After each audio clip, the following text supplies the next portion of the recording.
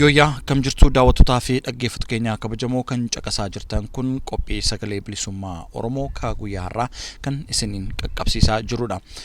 Qophii keenya guyyaa har'aa keessattis qophii addaa tokko qabannee dhiyaanneerra. Qophiin keenya addaa kan inni xiyyeeffatu jaarmaan adda bilisummaa Oromoo ka biyya alaa kutaa biyya Kaanaadaa konyaa gadaa bilisummaa Oromootti argamu guyyaa har'aa kana hawaasa Oromoo waliin guyyaa gootota Oromoo yaadatanii oolaniiru. Qophiin addaa keenyas dhimma kana laalchisuutiin kan qindaa'e ta'a. Haga xumura sagantaa keenyaatti nu wajjin turaan immoo affeerraa keenya. Haa wal yaadachiifnu namuu haa qabannu. Waan ammatan qabu gootawwan kaleessaa kana qabuu hin qabne sammuu keenya keessaa kana qabuu hin qabne sammuu keenya keessaa gootawwan kaleessaa warri biyyaaf dhabne kan biyyafiif kennan kennaa daddaan qabne takkitti lubbuu fi tajijjiirraan qabne takkitti lubbuu fi tajijjiirraan qabne warri biyyaaf jedhee ofii biyyee ta'e warra ofii dhabamee qabsoo asiin ga'e warri qabsoon haqaa isaaniin daraare warri lafee isaaniin sabboonummaa jaare lubbuu deebiin qabne sabaaf dabarsanii abdii bilisummaa dhiigaan magarsanii warra ofii du'anii qabsoo jiraachisan lammii abdachiisuun kan diina naasisan seenaa awwaalame warri boollaa baasan aadaa tuffatame warri lafaa kaasan warri bilisummaaf gatii lubbuu baasan warri bilisummaaf gatii lubbuu baasan. Guyyaan gootota Oromoo kurnan arfan darban jaarmaan adda bilisummaa Oromoo yaadatamee akka oolu erga murteessee kaasee bifa garaagaraan uummata Oromoo biratti yaadatamaa tureera. Keessaayyuu hanga walakkeessa 1990mootaatti jaarmaa adda bilisummaa Oromoo waraana bilisummaa Oromoo fi deeggartoota adda bilisummaa Oromoon kan yaadatamaa ture. Haa ta'u malee 1990moota walakkeessaas immoo uummanni Oromoo gootowwan Oromoo adeemsa qabsoo bilisummaa Oromoo keessatti wareegaman yaadachuudhaaf ayyaana guddaa gochuun uummanni Oromoo ofitti fudhatee jaarmaa adda bilisummaa Oromoo waliin yaadannoo guyyaa goototaa eebila 15 bara baraan kabajaa jira. Buuruma kanaan bara 2023 eebilii 15 hawaasa Oromoo fi jaarmaa adda bilisummaa Oromoon biyya keessaa fi biyya alaatti yaadatamaa tureera. Buuruma kanaan kan bara 2023 jaarmaa adda bilisummaa Oromoo biyya alaa ijaarsa konyaa fi kutaalee keessatti jiraniin kabajamaa kan jiru yommuu ta'u guyyaa caamsaa 13 bara 2023 immoo jaarmaa alaatti kutaa biyya Kaanaadaa magaalaa Edmontonitti kan argamu konyaan gadaa bilisummaa Oromoo hawaasa Oromoo wajjin guyyaa kana yaadatee ooleera. Sirni yaadannoo kanaas buuruma aadaa Oromoon eebba maanguddootaan kan saaqame yommuu ta'u keessumaa kabajaa guyyaa yaadannoo kanaa ta'uun kan argaman miseensi gumii sabaa adda bilisummaa Oromoo Jaal Shaamil Aliyyii fi qondaalli olaanaa adda bilisummaa Oromoof akkasumas qabsaa'aan buleessi Jaal Araarsoo Abbaa Humnaa turan. Keessumoonni kabajaa guyyaa kana yaadannoon guyyaa gootota Oromoo maaliif kabajamee oolaa kan jedhuuf keessattuu guyyaa har'aa kana yommuu wareegamtoota keenya yaadannu Oromoon waloon maal godhuutirraa eegamaa kan jedhuuf miseensi gumii sabaa adda bilisummaa Oromoo Jaal Shaamil Aliyyii haala qabsoon bilisummaa Oromoo adda bilisummaa Oromoon geggeeffamaa jiru maalirraa akka jirus hirmaattotaaf ibsuudhaan ture kan sagantaan kun eegalame.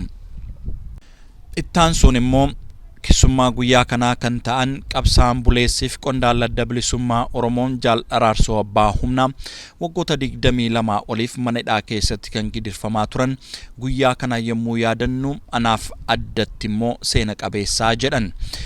Jaallan wareegaman hedduu kan na biraa wareegaman yaadanna.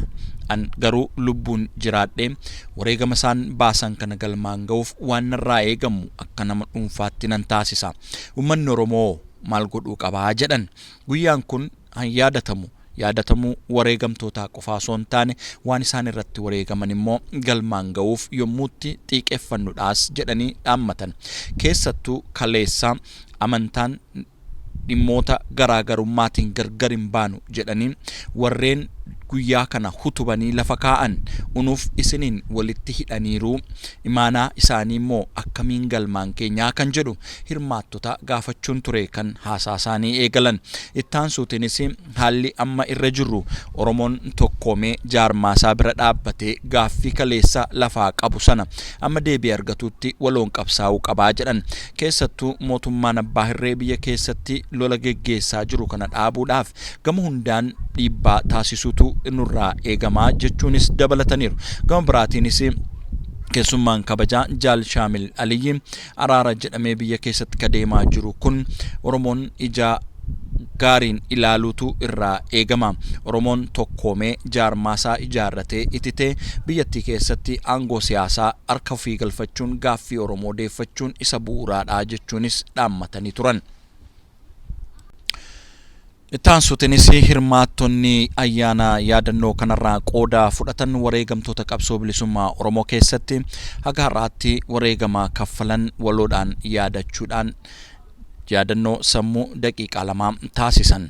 Ittaan suutiin waldaa hawaasaa Oromoo Albertaa Kaabaa bakka bu'uun kan argaman Jaal Darajjee Galataa guyyaa kanaa yaadannee akka oolluuf kan qopheessan konyaan gadaa bilisummaa Oromoo galata qabu jechuudhaan ture kan jalqaban. Ittaan suutiinis waldaan hawaasaa Oromoo bifa garaagaraatiin akkuma hawaasa Oromoo bakka kamuu yaadannoo gootota Oromoo kana yaadataa jedhan. Yeroo ammaa kana keessatti haalli Oromoon irra jiru yommuutti tokkummaasaa cimsee jaarmaasaaf akka jaarmaa siyaasaatti waldaan hawaasaas akka waldaa hawaasaatti garaagarummaa Oromoof Oromiyaa irratti osoo hin qabaatiin waloodhaan tokko ta'ee diina afoosaa jiru dura dhaabbachuu akka qabanus ture kan isaan dhaammatan. Hirmaattonni guyyaa kana qooda fudhatanis keessummoota kabajaa fi bakka bu'oota waldaa hawaasaa fi haalli yaadannoon guyyaa goototaa kun itti taasifamu kana caalaa jaarmaa bilisummaa Oromoo qofaan osoo hin taane akka waldaa hawaasa Oromootti akka ayyaana guddaa Oromootti kana caalaa cimee akka itti fufuu qabus yaada kennatan.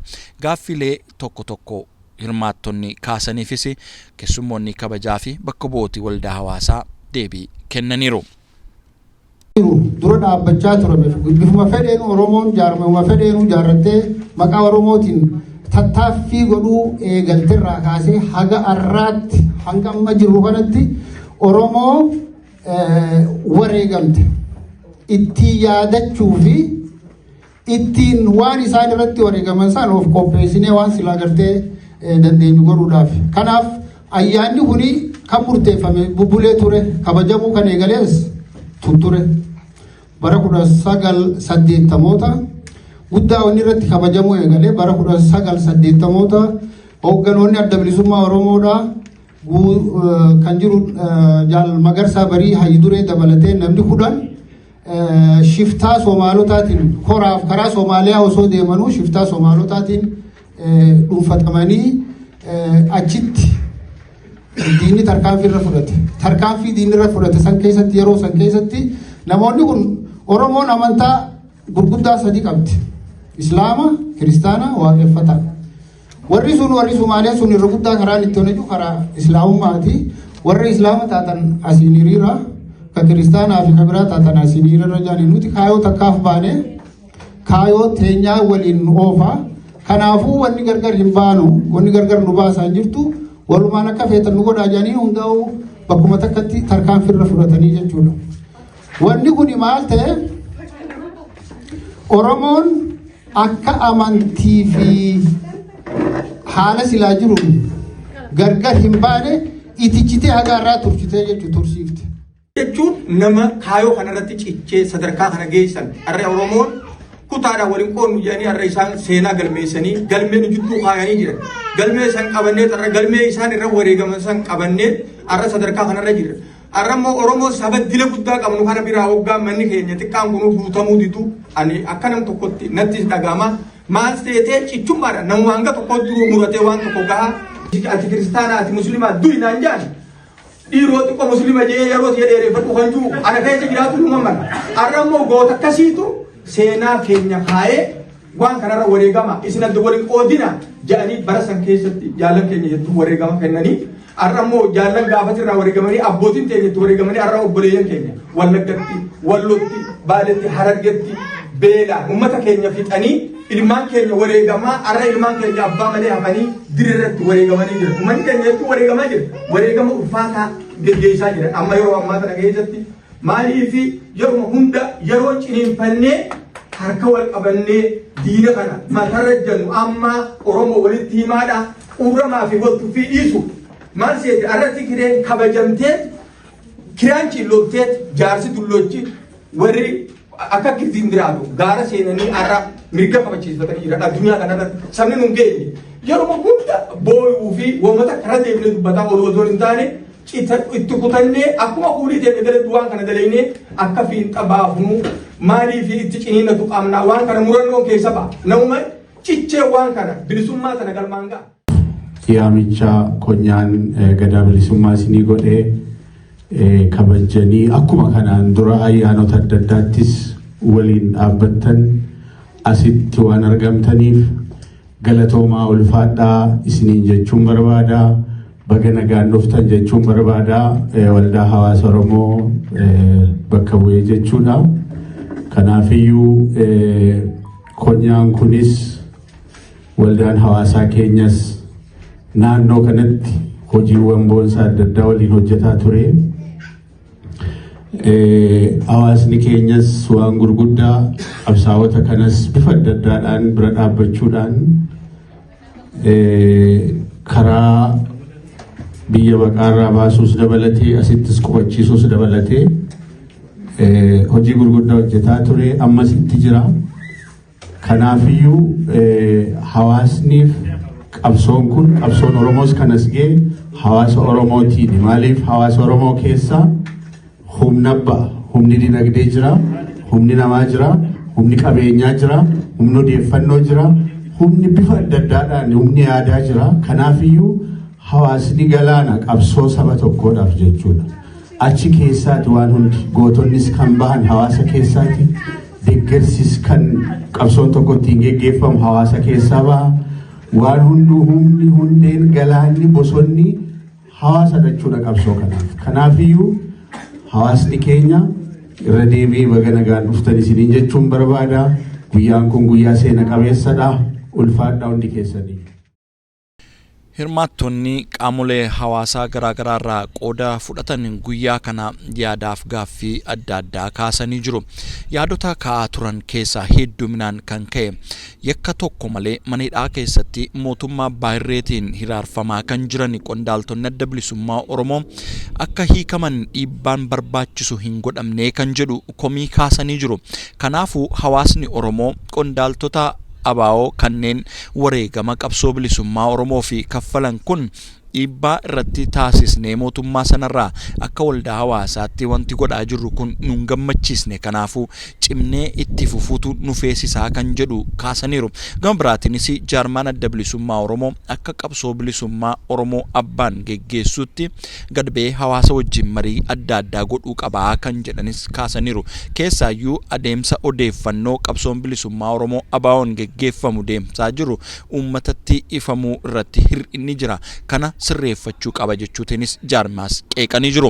Gama biraatiin immoo hirmaattonni kun irra deddeebi'uutiin deeggarsi hidhamtoota qondaaltota adda bilisummaa Oromoof taasifamu kun gama jaarmaa adda bilisummaa Oromoon Oromoodhaaf waamichi godhamee Oromoon qoodarraa fudhachuu qaba. Kanneen hidhaman kun Oromummaan ala yakka raawwatan hin qaban. Araara jechuutiin dhiyeenya keenya kan deemaa jiru qaamolee mootummaa fi mootummaa morman gidduutti taasifamu irrattis warreen kun haal dureetiin ka'uu maaliif hin mallee Oromoon isa kana dhiibbaa taasisuu qabaa kan jedhunis dabalanii kaasanii turan. Akka dhuunfaasaa yookaan immoo yakkuma yeroo hojjetu yoo nama murtii argatee jira namni waggaa 3 waggaa 4 mana hidhaa keessa yookaan beellamatti deddeebi'uu hin jiru. Araaruma kana gaafa itti seennamuuyyuu haal dureen jalqabaa gorsitoota keenya gananii jiranii karaa nagaatiin biyyatti deebi'anii biyya keessa jiru.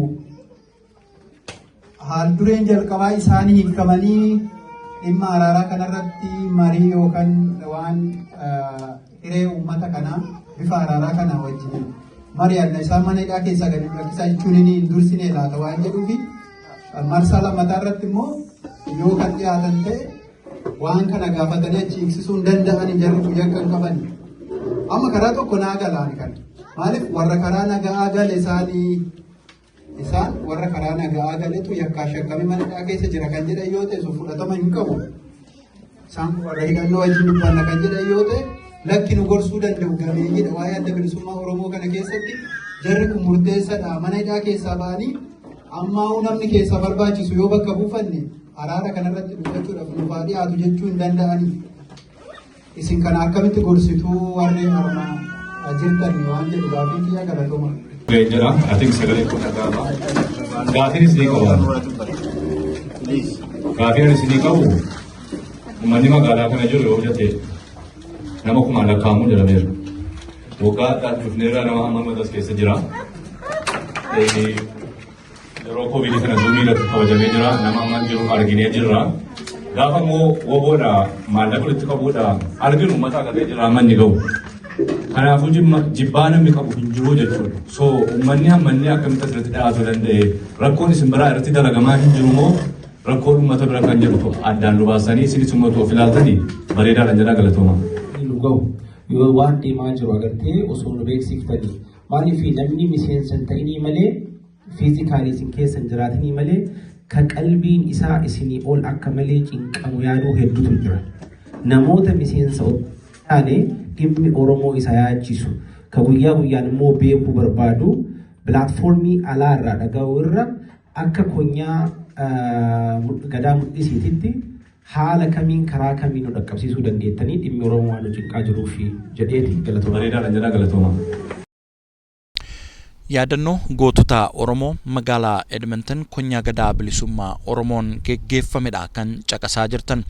Yaadannoo guyyaa kana godhame irratti immoo kan baay'ee nama hawwate tokko wareegamtoota Oromoo wareegamaan nu bira hin jiraanne yommuu yaadannu kanneen lubbuun jiran wareegama hedduu kakaffalan immoo yaadachuutu nu feesisaa jechuun qooda kan fudhatan haati warraa Jaal Araarsoo abbaa humnaa abbaa maasnaa isaanii lubbuun jiru waggaa 23f mana hidhaa keessatti gidirfamaa ture. Gootaa kanaafuu suuraa gootawwanii guyyaa kana yaadannoo taasisuun kennaan qabaa jechuudhaan suuraa Jaal Araarsoo abbaa humnaa hayyu duree adda bilisummaa Oromoo fi qondaaltota adda bilisummaa Oromoo mana hidhaa keessatti raarfamaa jiru kan qabu suuraa tokko badhaasan. Jaal Araarsoo abbaa humnaas suuraa kana caalbaasiin gurguranii konyaan gadaa bilisummaa Oromoo hidhamtoota mana hidhaa keessatti gidirfamaa jiran jaallan koo kaleessa waliin turreef akka naaf kennitan jechuudhaan gumaachan.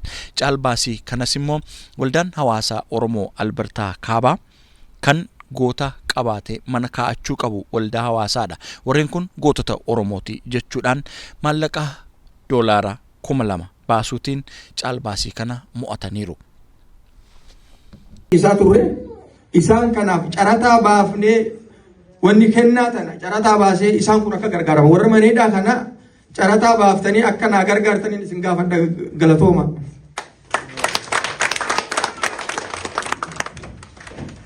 Ofuudhi kanarraa darajee obbo Darajee dhufattanii hawaasti magaalaa Edmonton akka nu hinaafetee nu booddeetti nu hambisee hin beeku galatoomaa ulfaadhaa. Dura taa'anii waldaa hawaasa keenyaa dura taa'an boordii turanii dhufanii wanneen jenne jaa ta'eef waan amma isaan dhaamsa dhaammatanii birrii 1,000 lafa kaa'anii dhaamsa isaaniis lafa kaa'anii suuraa gootawwan keenyaa akka isaan kabajaan nu harkaa fudhatanii isaan affeerraa ulfaadhaa fayyaa ta'a. Galatooma godha saalee jara keenya gaggeessitoonni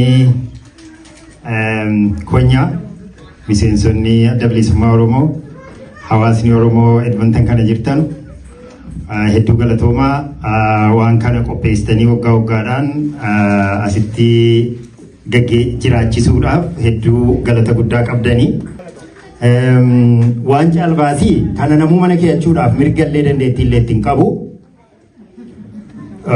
Kanaaf bakka hedduu galeessa Oromoo ta'e taa'uu qaba suuraan goototaa. Kanaaf okkaanaan mirgatti qabaa, humnatti qabaa, gaheenyatti qabaa, horiitti qabaa, haqatti qabaa. Kanaafuu keenya hundaa jechuudha. Kanaaf akka nuu fuudhamu godhamee namootni as keessaa waan sanatti fudhattan hedduu galatoomaa.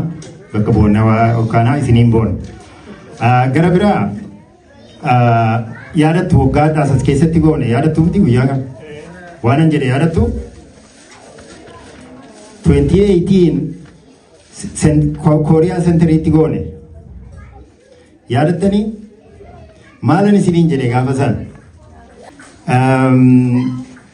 waan biraatu adda bilisummaa Oromoo waan saa namni haasa'uu waan namni yeella'uu miti feere dhufanii waltajjii irratti adda bilisummaa Oromoo waan adda bilisummaa Oromoo haasa'uun mata duree nama qaanfachiisuu miti mata duree maal jennuu nama jechisiisuu miti anyone can speak about it raawdiidhaan mataa ol qabatee laalaa jara keenya warra mana hidhaa jiranu gootota immoo dhiyoo kana sheekni maal jedha waa afur jedhanii waa tokkoon itti dabala kan Oromoodhaa jiraatu jira kan Oromoon jiraatu jira kan ofii jiraatu jira kan Oromoodhaa dhabame jira that's why we're here. Bifuma wal fakkaatuun hawwan Oromoo magaalaa Edmontonitti argaman nyaata aadaa Oromoo caalbaasitti dhiyeessuun galiin isaa immoo qondaaltota adda bilisummaa Oromoo mana hidhaa keessatti hiraarfamaa jiranii fi akka oolu taasisanii jiru. Dhumarrattis dura ta'an konyaa gadaa bilisummaa Oromoo Jaal Abdiisaa Jafee guyyaa yaadannoo kanaa milkaa'essuu keessatti kanneen shoora qaban galateeffachuun waldaan hawaasaa Oromoo akkasumas immoo miseensonnii fi kanneen kanarraa qooda fudhatan hundinuu galateeffachuutiin ture kan goolabame. Egaa qophii keenya addaa keenya guyyaa har'aa keessattis jaarmaa adda bilisummaa Oromoo kan biyya alaatti argamu kutaa Kaanadaa konyaa gadaa bilisummaa Oromootti guyyaa wareegamtoota Oromoo kabara 2023 kabajame ilaalchisee qophii qindeeffannee haguma kana ture qophiilee sagalee bilisummaa Oromoo hafa wajjin turtii gaarii. Haa wal yaadachiifnu namuu haa qabannu. Waan ammatan qabu gootawwan kaleessaa kana qamuun qabne sammuu keenya keessaa kana qamuun qabne sammuu keenya keessaa gootawwan kaleessaa warri biyyaaf dhabne kan biyyafiif kennan kennaa daaddaan qabne takkitti lubbuu fi tajijjiirraan qabne takkitti lubbuu fi tajijjiirraan qabne warri biyyaaf jedhee ofii biyyee ta'e warri ofii dhabamee qabsoo asiin ga'e warri qabsoon haqaa isaaniin daraare warri lafee isaaniin sabboonummaa jaare lubbuu deebiin qabne sabaaf dabarsanii abdii bilisummaa dhiigaan magarsanii warri ofii du'anii qabsoo jiraachisan lammii abdachiisuun kan diina naasisan seenaa awwaalame warri boollaa baasan aadaa tuffatame warri lafaa kaasan warri bilisummaaf gatii lubbuu baasan warri bilisummaaf gatii lubbuu baasan